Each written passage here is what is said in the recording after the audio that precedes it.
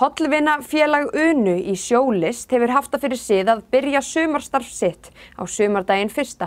og það gerði félagið einnig á þessu ári þrátt fyrir að unnið sé að endurbótum í Sjólist, gamla húsinu hennar Unu. Hollvinafélagið stóð fyrir kaffiboði og tónlistarveislu sem framfór í samkomuhúsinu í Garði að þessu sinni. Marta Eiríksdóttir kíkti með myndavélina í Garði.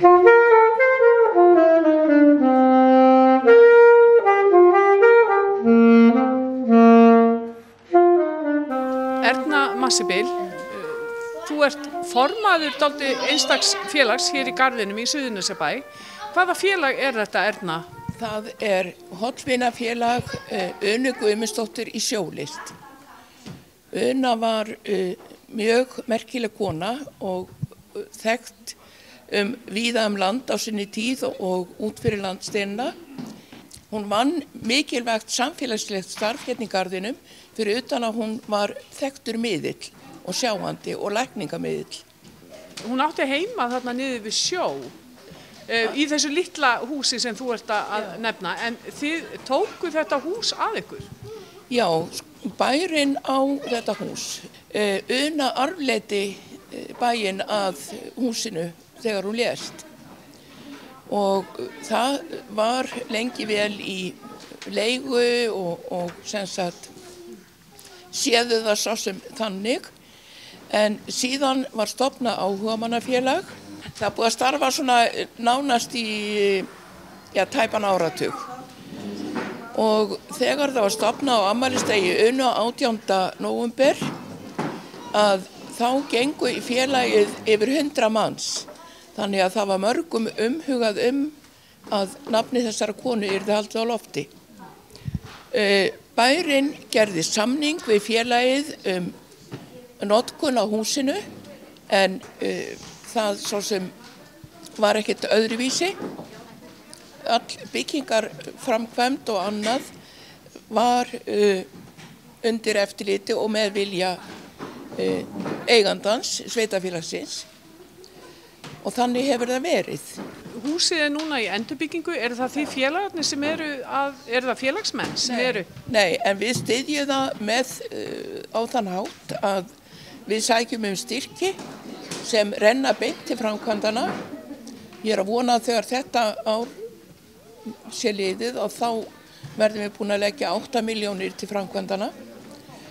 Og auk þess sem sagt höfum við verið að byggja upp þar sem við sjáum fyrir okkur innra starf í húsinu að endurbótum loknum.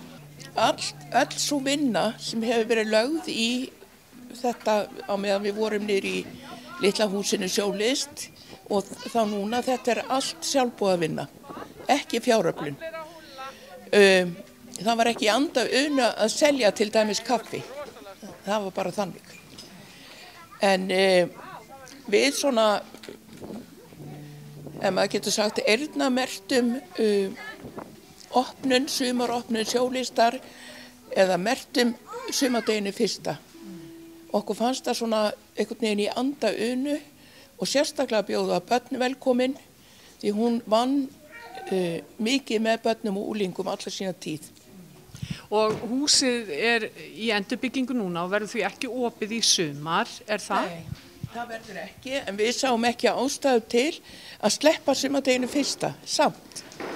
Og þetta hús, samkomuhúsið, var starfsvettvangur Unu. Hún hélt yfir 30 ár utan stúkustarf. Þetta var eins og félagsmiðstöð, hreinlega hjá Unu. Þá með börnum? Já, með börnunum. Þetta var barnastúkan, siðsemd. Númer hvað? 114 held ég? Já, en þá hvenær reiknið með að opna Unuhús aftur?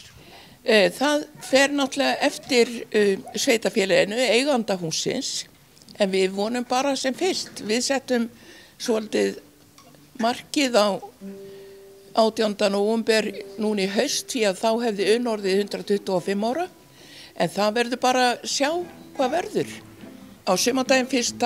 höfum við haft það fyrir sið að eiga samstarf við tónlistarskólan og Eyþór skólastjóri kemur með nemendur sem leika hérna fyrir okkur og hafa verið að leika á hljóðfærin sín í litlu stofunni hennar Unu, niður í Sjólist. Og einn nemandi kemur úr tónlistarskóla Reykjanesbæjar. Þannig að ég vona að þetta verði svolítil veisla, tónlistarveisla, fyrir utan að við erum með kleinur og kaffi og djús.